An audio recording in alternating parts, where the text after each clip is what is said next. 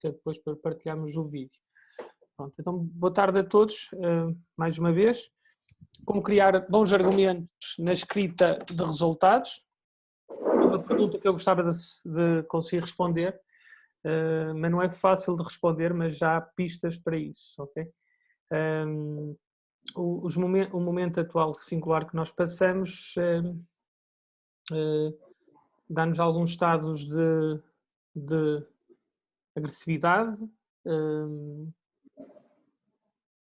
alguns momentos de alegria, à espera que alguma coisa aconteça, às vezes uma felicidade forçada, não é? Porque alguém ao lado nos diz que temos que pensar positivo, esperar muitas vezes que alguma coisa aconteça depois de fazer preces, voltamos a ficar super irritados, brincamos com a situação e esperamos mais uma vez que alguma coisa exerça um poder sobre nós e temos uns estados de emoções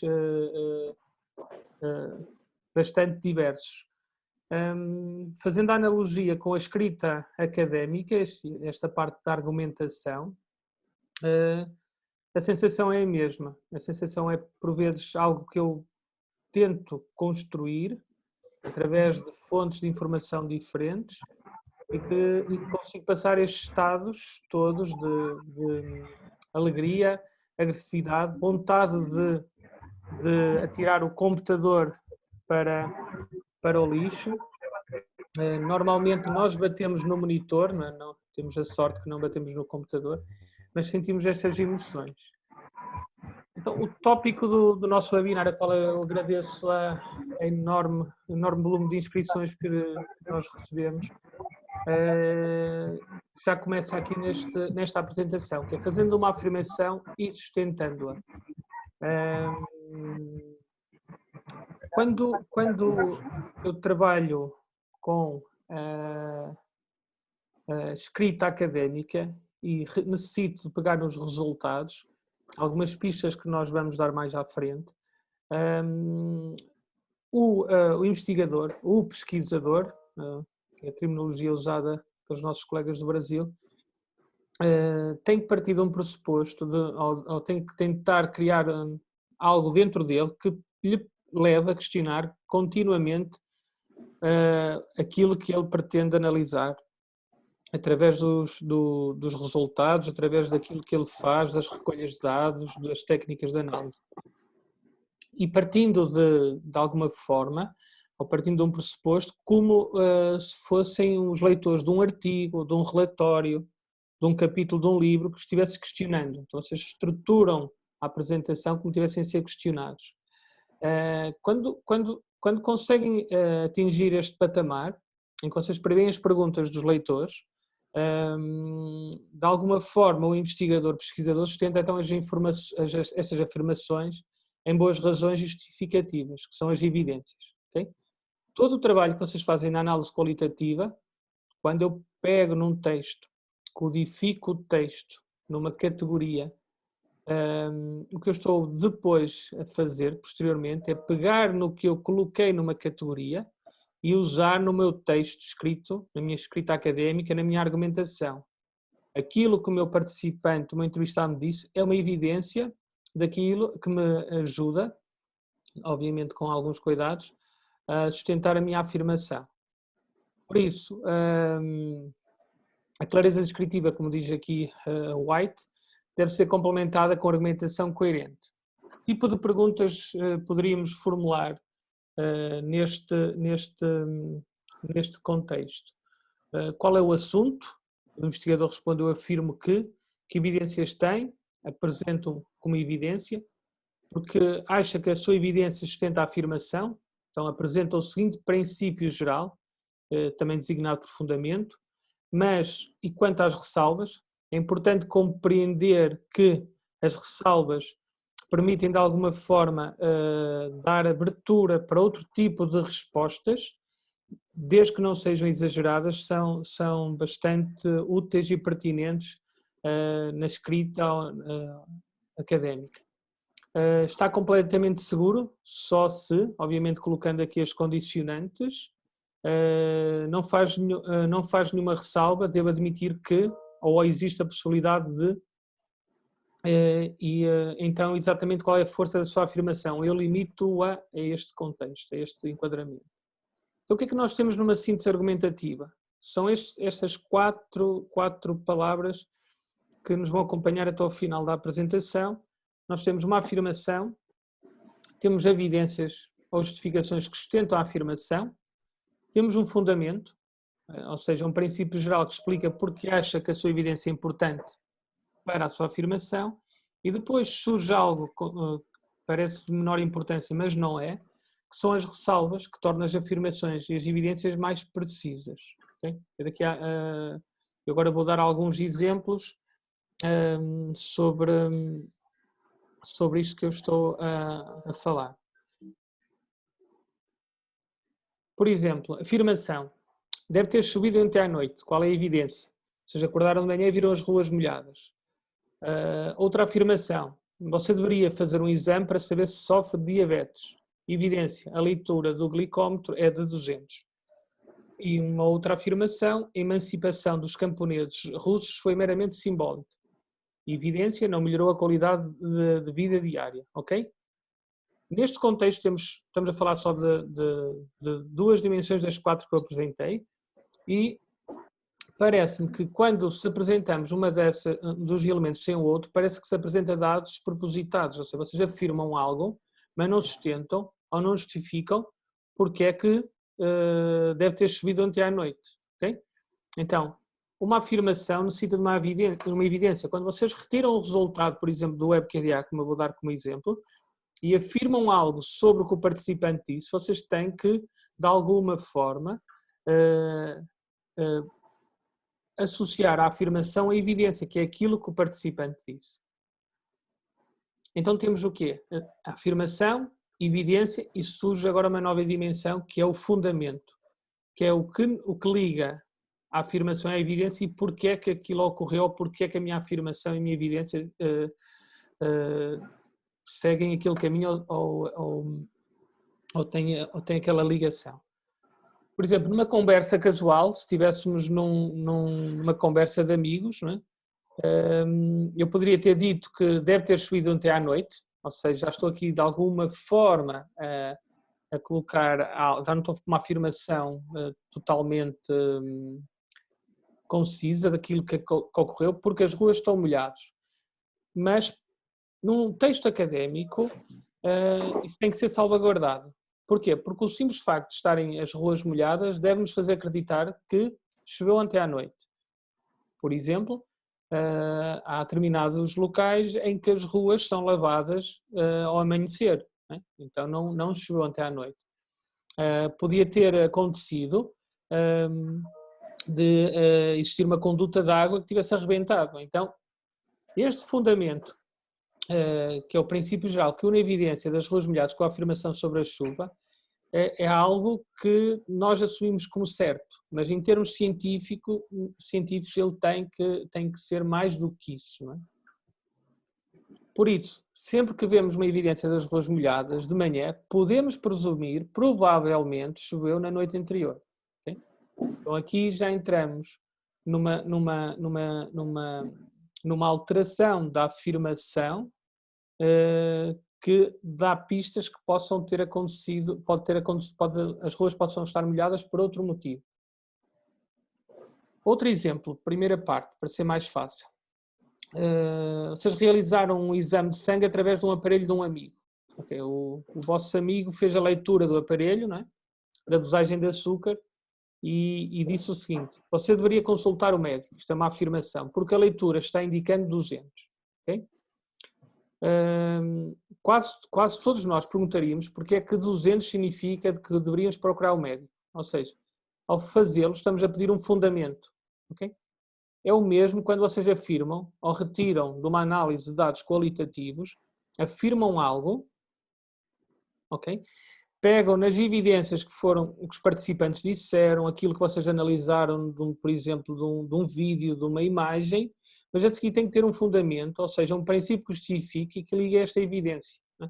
Porque um sem o outro perde força, em termos de escrita académica, perde força científica, ok?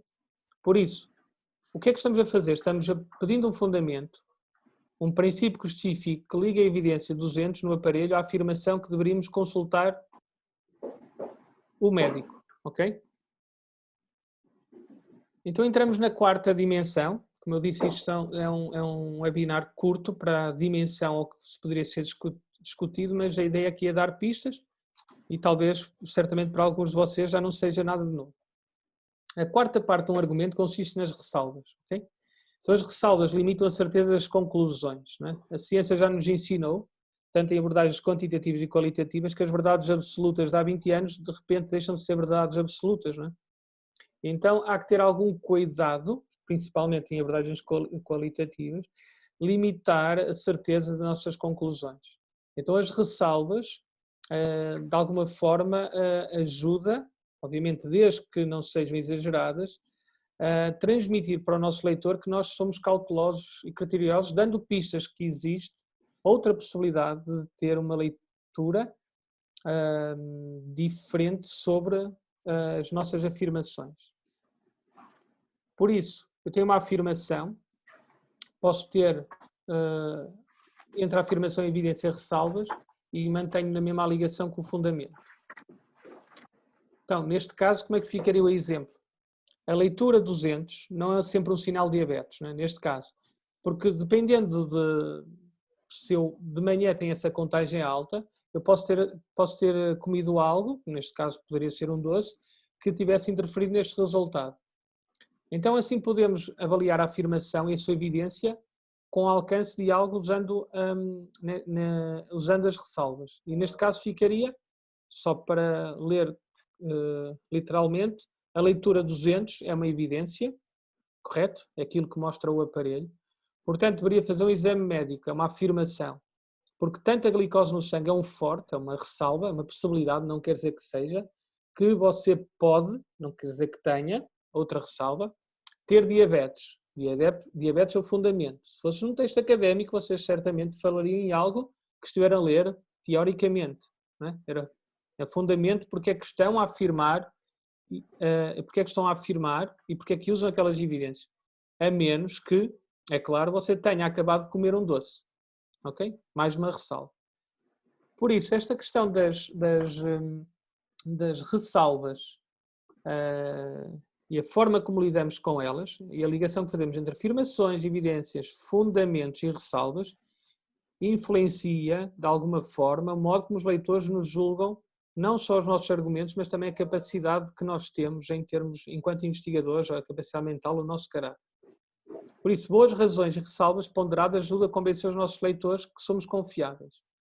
Eu participei em imensos congressos de investigação, essencialmente investigação qualitativa, e por vezes é muito complicado numa apresentação, quando vocês veem alguém a apresentar a parte teórica, na parte metodológica não apresenta nada como foi construída a parte metodológica, nem método, nem como é que foi aplicada a técnica de recolha de dados. E quando chegam à técnica de análise, avançam para falas soltas. E pegam nas falas e dizem, isto é as minhas evidências de que o participante X tem problemas com questões de motivação, por exemplo. Estou a dar isto como exemplo. E quando se questiona como é que se chegou àquele resultado, o investigador não consegue responder. Porquê? Porque não há um processo atrás, ao cuidado, não é? Que liguem aquilo também que nós estamos a falar, não só o que estamos aqui a falar, estamos a falar na parte da escrita, mas já há algo antes, e que me dê a credibilidade sobre o trabalho que está a ser feito. Quando eu coloco duas falas isoladas e não consigo justificar como cheguei às mesmas, isso não é um trabalho científico, é um achismo, não é? Eu podia ter usado aquelas duas, como usar outras quaisquer, dependendo de se me identificava mais ou não. Continuando, por causa do nosso tempo. Isto é um exemplo diferente, né, de apresentação e que podemos usar determinadas ressalvas, né, e é muito importante este exemplo. Por exemplo, quando nós comparamos estes dois textos aqui, e é algo que acontece muito, e aqui a escrita de resultados é muito, muito importante. Por exemplo, se vocês compararem estes dois textos seguintes, não é?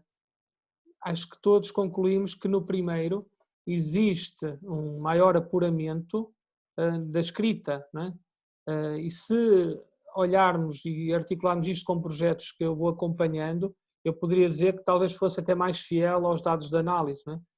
Então é muito importante também nesta parte da escrita que o investigador se preocupe com a parte estética, da forma como é apresentado os resultados. E quando eu falo ou refiro-me à parte estética, há um ponto que é muito importante. Atualmente as ferramentas de análise de dados qualitativos, como é o caso do WebQDA, ele permite, está num determinado patamar que já permite fazer a exportação, a utilização de alguns outputs visuais, como gráficos de barras, mapas conceituais, gráficos de densidade que estão a ser trabalhados, mas o simples facto de eu fazer essa exportação e colocar no meu documento escrito não me dá-lhe a estética, mas não lhe dá a qualidade do artigo, porque eu a seguir tenho que falar sobre, eu tenho que escrever. É aqui que nós estamos a falar. Eu tenho que escrever sobre o que está representado naquela tabela, naquele gráfico, naquele output visual. Okay? Importante, eu não vou estar aqui a focar muito neste tempo e isto é muito importante. Antes de chegarmos à parte da escrita académica, nós trabalhamos uma dimensão que chamamos coerência interna da investigação. Então, a coerência interna da investigação implica que em qualquer momento do meu projeto de investigação, incluindo a parte da escrita, eu tenho que ter sempre em linha de conta para que questões de investigação ou questões de pesquisa eu quero obter respostas. Quais são os objetivos? Isto parece óbvio, mas já existem muitos projetos que esta coerência entre questões, objetivos, dados que eu quero analisar, técnicas que eu vou usar para analisar os dados, perdem coerência por vários motivos. Então é algo que vocês devem ter sempre. Eu normalmente brinco e digo, vocês deviam imprimir uma tabela horizontal num tamanho enorme, tipo outdoor, e colocarem no teto do vosso quarto, para quando acordassem de manhã, olharem para a tabela e compreender se aquilo continua. Neste caso seria um pesadelo, porque acordam com um projeto no teto, não é? Mas pelo menos conseguiam aferir ou confirmar todos os dias se a coerência interna do vosso projeto se mantém no decorrer de toda a investigação. Por isso, existem umas tabelas que nós já fizemos alguns artigos sobre coerência interna. Há uma parte que é a coerência interna da investigação, depois temos coerência interna da análise, e que vocês podem usar e podem retirar e consultar esta tabela num livro, num e-book que está na página da Ludomédia, ludomedia.pt, é gratuito, podem descarregar o livro. E existe um capítulo que escrevi com os meus colegas Francis Lane e Daisy Neri de Souza, que tem a ver com a importância do questionamento no processo de investigação qualitativa. E explica como é que vocês podem usar estas tabelas. É algo que eu uso em todos os projetos que inicio, porque me ajuda a estabelecer esta coerência, e a tabela que definimos aqui como coerência interna da análise ajuda-me então a fazer a tal escrita académica com as afirmações, ressalvas, fundamentos e evidências, ok?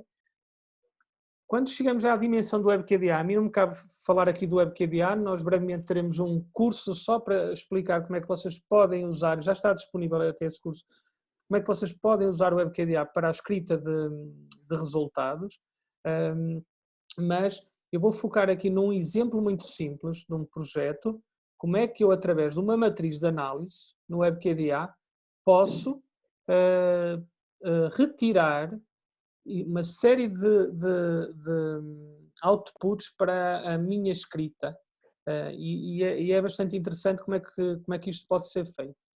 Para nós, enquanto investigadores do WebQDA, é muito importante esta dimensão, porque as matrizes, no último levantamento que fizemos, é uma das funcionalidades menos usada no WebQDA. Então, isso é preocupante no sentido que as matrizes permitem que vocês procurem padrões, conceitos não simplesmente escrever os dados, porque atualmente é muito complicado submeter um artigo a uma revista, se for no Brasil, Qualijá 1 ou Qualijá 2, só descrevendo dados qualitativos. Não, vocês têm que discutir com a literatura internacional, têm que aprofundar a análise. E meramente a descrição, as revistas não querem, vocês têm que fazer essa ponte. Então é aqui que esta dimensão das ferramentas, no caso do WebQDA, podem ajudar. Por exemplo, neste caso deste projeto, nós todos os anos no Congresso Ibero-Americano de Investigação Qualitativa, no penúltimo dia enviamos um inquérito por questionário para a avaliação do Congresso.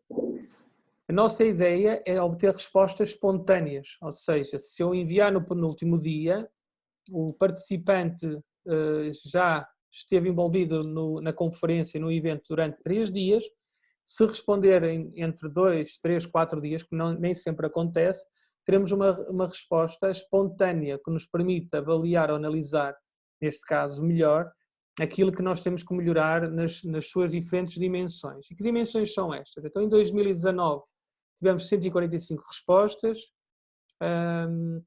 e nós queríamos saber então o grau de satisfação sobre a organização, vertente social, vertente científica e o contributo do evento para a promoção da investigação qualitativa.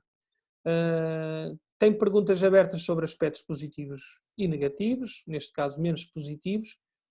Nós usamos menos positivos por causa da autoestima, não é? Não queremos ficar tristes, então usamos menos positivos. E identificar as sugestões dos participantes para próximas edições. O que é que nós fazemos através do WebQDA? Extraímos tabelas que são derivadas das matrizes, ou podemos exportar planilhas, folhas de Excel para fazermos gráficos de barras. Conseguimos quantificar o número de ocorrências em determinadas situações, através de sistemas de classificação e de descritores. Conseguimos ter excertos dos nossos dados, por exemplo, as evidências, que é aquilo que os participantes disseram sobre determinada categoria, e a matriz ajuda-me a construir a própria escrita do meu texto. Porque sempre que eu formulo, ou sempre que eu crio uma matriz no WebQDA, eu construo, de alguma forma, ou formulo uma questão norteadora. Ou seja, eu tenho a questão, as questões principais de investigação, e quando eu formulo uma matriz, eu formulo essa matriz com partes de categorias interpretativas ou descritivas que estão já no meu projeto. Por exemplo, neste caso estamos a falar de um projeto com alguma dimensão em termos de dados. Tudo que eu estou aqui a mostrar neste exemplo são dados descritivos em que eu quero compreender ou caracterizar o meu participante. Isto não é errado num estudo qualitativo.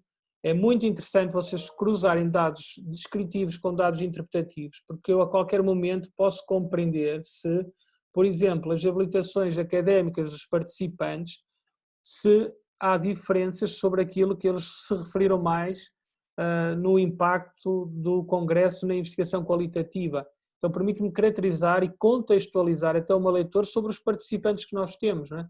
Portanto, eu consigo dizer que no Congresso Ibero-Americano de Investigação Qualitativa, a maior parte dos investigadores são investigadores séniores. Nós não temos muito participantes de estudantes, por vários motivos, não vou estar agora a discutir isso, nós identificamos alguns através, obviamente, da análise de dados.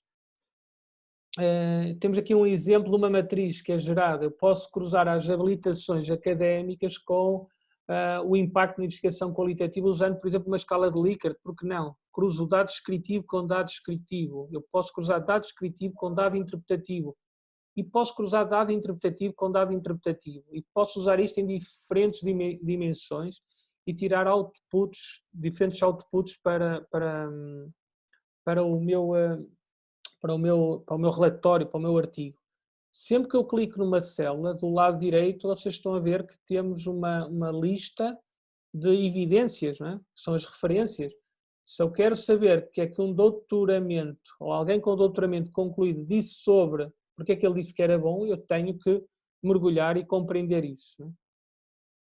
Então, o que é que nós podemos fazer com aquelas tabelas para apoiar então a sistematização da análise? Eu defino as questões de investigação, tenho perguntas aos dados codificados, defino que ferramentas no WebKDA posso usar, digo se quero o alcance em todos os dados ou não. Por exemplo, eu posso querer só saber, por exemplo, a opinião das mulheres, independentemente do grau académico. Ou posso colocar só, por exemplo, quem já participou em mais que uma edição. E posso fazer este tipo de cruzamentos. E depois, na última coluna, defino então o que é que eu espero obter destes resultados ou qual é a minha expectativa. Aqui temos um exemplo, por exemplo, primeiro da caracterização dos participantes, qual a idade dos participantes, qual o grau académico. Executo uma matriz em que eu cruzo os escritores, a idade e o grau académico e faço e retiro daqui as informações. Uma vez mais, reforço que sempre que eu crio uma matriz, eu tenho uma estrutura, eu tenho uma pergunta norteadora, né? E tenho evidências. Quando eu faço as minhas afirmações que os participantes com doutoramento concluído referem-se essencialmente a muito bom e bom sobre o impacto do Congresso de Investigação Qualitativa, no meu lado direito aqui, eu tenho as minhas evidências. Eu faço uma afirmação e tenho que a sustentar. E depois tenho que usar as minhas ressalvas e obviamente que aqui entra o fundamento. Porque é que há evidências disto? Aqui tenho que fazer um cruzamento ou uma discussão, muitas vezes com o referencial teórico. Eu digo muitas vezes para não dizer na maioria das vezes, ok? Por isso a escrita e os outputs que uma ferramenta parece que é diferente daquilo que eu estava a falar anteriormente, permite fazer facilmente essa linkagem, ok? Por isso tenho aqui dois exemplos de duas tabelas, em que se eu fizer qual a relação da idade com o grau académico dos participantes, eu exporto o resultado de uma matriz em Excel, por exemplo, e relaciono a idade com o grau académico, definindo percentagens de frequências, posso aqui aplicar um pouco de estatística descritiva, moda, média, e a seguir mergulho na parte inferencial e interpretativa, usando obviamente aquelas dimensões da escrita académica. Só que um alerta, eu vou agora para a parte final. Entretanto,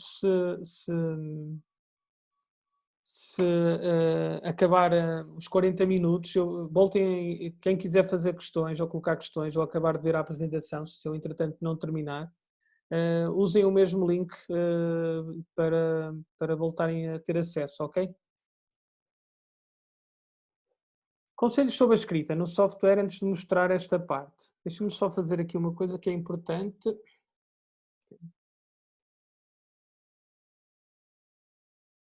Só um segundo. Ok. Vou partilhar uma outra tela só para...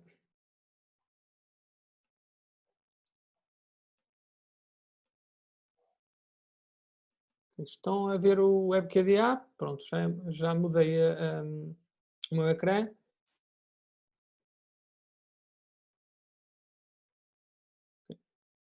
No caso deste projeto, no caso do projeto que eu estava a mostrar agora, tem a ver com a avaliação do CI, que nós fazemos isto, acaba por ser quase, já vamos para a 9ª edição, penso que mais algum tempo, não é um projeto longitudinal porque nós envolvemos diferentes participantes, dependendo obviamente do referencial teórico, mas permite fazer ou comparar os anos e as melhorias que vão sendo feitas através da análise de dados qualitativos. Reparem aqui, eu tenho aqui alguns escritores, tenho aqui os participantes deste estudo, tem uma série de escritores, como podem ver, diferentes escritores.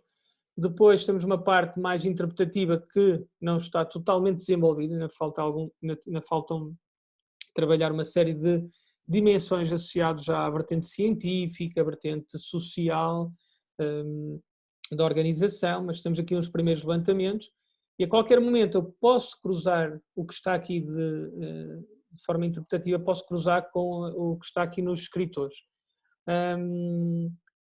Se eu clicar aqui nas matrizes, posso fazer diferentes tipos de matrizes e posso formular questões às matrizes. Por exemplo, qual a relação que existe, se existe alguma relação, ou se as opiniões diferem dos participantes, ou se o grau académico interfere, o grau académico dos participantes interfere na opinião que eles dão sobre o impacto da investigação qualitativa na organização, neste caso a organização do CIAT. Se eu clicar aqui, teria esta matriz, e se quiser fazer o cruzamento entre a parte descritiva e a parte interpretativa, teria então aqui um exemplo de grau académico e as sugestões que foram dadas. Reparem, doutoramento concluído, doutoramento. Eu quero saber o que é que foi dito sobre o programa do Congresso. Mas o que é que foi dito, o que é que disseram os participantes com doutoramento concluído ou com mestrado concluído? Estas são as evidências que eu retiro. Posso exportar para Excel esta tabela, faço uma primeira apresentação em termos de quantificação de ocorrências e depois tem aqui as evidências, o que é que foi dito, convite a pesquisadores e afins. Então as minhas afirmações são sustentadas nestas evidências.